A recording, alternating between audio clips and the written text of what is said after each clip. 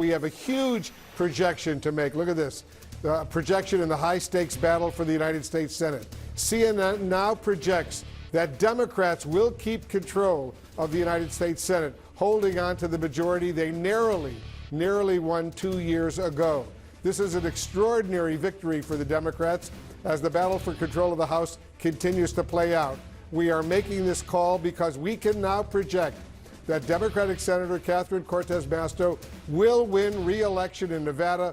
Cortez Masto defying expectations and beating back a very strong challenge from Republican Adam Laxalt. Once again, CNN projects that Senator Catherine Cortez Masto wins re-election, sealing the Democrats' control of the United States Senate for another 2 years.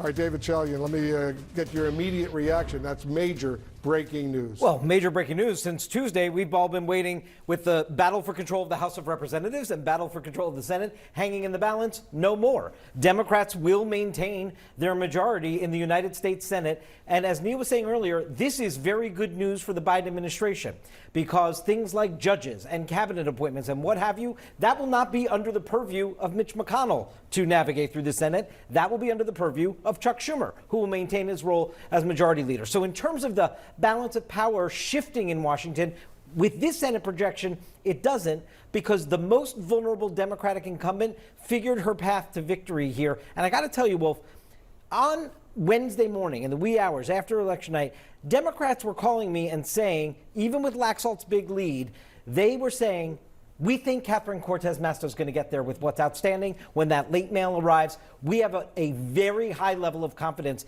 and they were right about that. A huge win, Gloria, for the Democrats. Oh, a huge win. And I think one of the things when we take a long view of this is that this may be the moment that we discovered that Donald Trump is not a kingmaker any longer.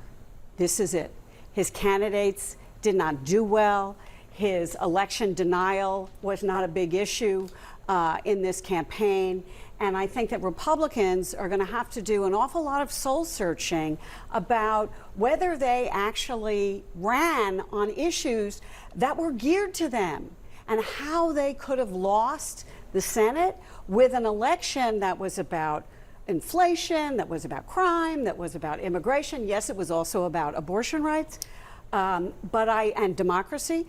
But I think that the fact that the Republicans couldn't pull this off is going to force them to go to the couch and have a little bit of therapy and say, why did we do this? Were we following the wrong leaders?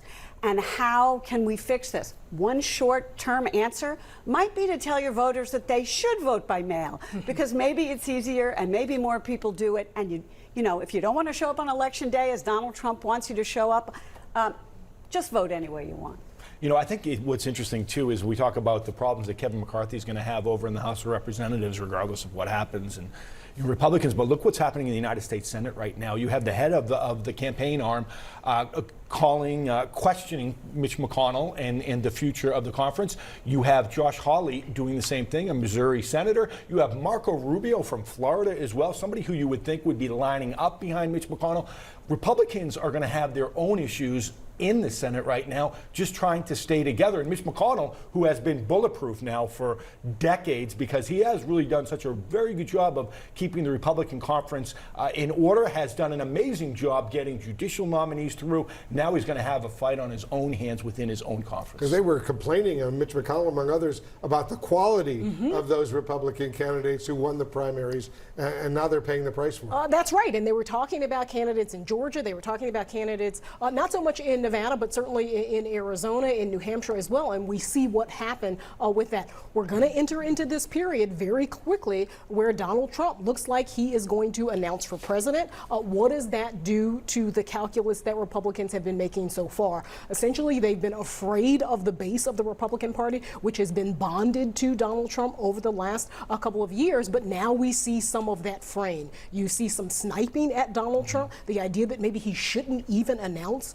heading into Tuesday, given the fact that there is a Georgia runoff coming up on December 6th. But we know he is a person who likes to suck up all the oxygen. He likes to take credit. He likes to have the sort of the roar of the crowd. And so far, even though there is this distancing, I think, from some Republicans from Donald Trump, it doesn't seem like that has necessarily trickled down to the base of the Republican Party, and that'll be the big question. Wolf, we should just note, though, that December 6th runoff in Georgia now, it's an entirely different race. Battle for control of the United States Senate is not going to hang on that. It's going to be a little less engaged, and probably not as much money spent. Not that it's not important to the people of Georgia, and not that Chuck Schumer would rather have 51 than 50 and not have to go to Joe Manchin for every single thing, or a power sharing agreement with Mitch McConnell. So it has ramifications. It's important, but without control of the Senate hanging on Georgia now, that will become an entirely different race. 100%. And you know, one thing, the one Republican victor in all of this, as we look back on this election, is Rick DeSantis. Ron DeSantis. Ron, Right. Ron, sorry, Rick. Ron DeSantis, somebody who The won. governor of Florida. Yes, who won overwhelmingly. Yeah, double digits. And lots of Republicans are now talking about as the heir apparent. So we don't know how that's going to turn out. We don't know what Donald Trump's future holds right now. But I would have to say that Ron DeSantis is somebody who rises above the pack. Well, after let's this get some more reaction. This is major breaking news. We've just projected that Senator Catherine Cortez Masto will be reelected, defeating the challenger Adam Laxalt. And as a result, we've now projected that the Democrats will maintain their majority in the United States Senate. Ashley Allison is joining us right now. Let me get your reaction first, Ashley. I'm excited for our country.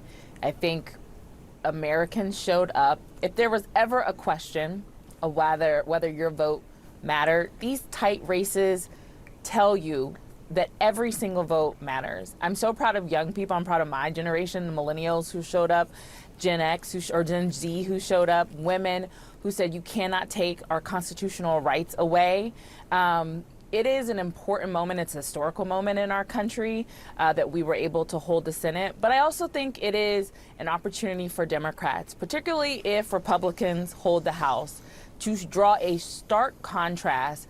While Republicans may try to do oversight hearings and not really do things to improve the quality of life, for the Senate, now that it is still controlled by Democrats, to push an agenda that is for the working person. It is going to improve our economy. It will continue to solidify our democracy. So not surprised that we were able to do it, because so much was at stake and voters were very clear on that.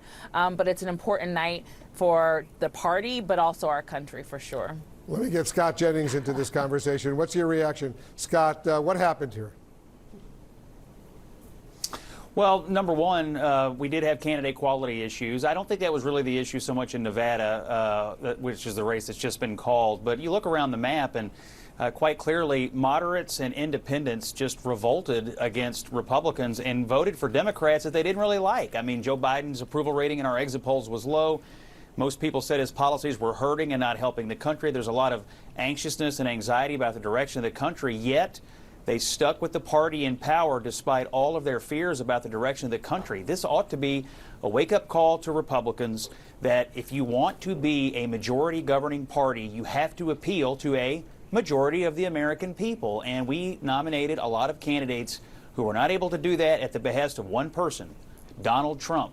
And, you know, we're heading into 2024. He's going to announce for president, and we're going to go through this whole thing again. We'll see if the lesson will be learned. I hope it will be. Well, let's get Hillary Rosen to weigh in as well. Go ahead, Hillary. Yeah.